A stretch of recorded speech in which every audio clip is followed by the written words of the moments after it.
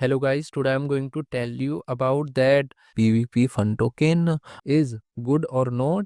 Now before we start the video, let's hear my legal disclaimer. This video is only for educational purpose. Do your own research for the investing.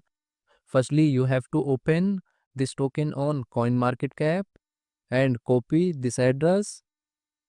After that, you have to open GoPlusLab.io website and paste here token address.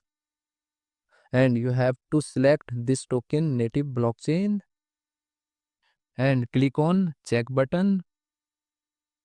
So here you can check risky item and attention item. Risk item is 0 and attention item is 3. Here in this attention, buying and selling tax is unknown.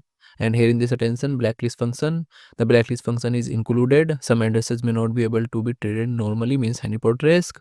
Now here you can see top 10 holders liquidity percentage. Top 10 holders liquidity percentage is around 99%. Token holders is around 1800 and total supply is 100 million PVP fund token. After that, you have to open this token on CoinMarketCap and click on market section. Now here you can check this token is listed on gate.io, KCX and other exchanges.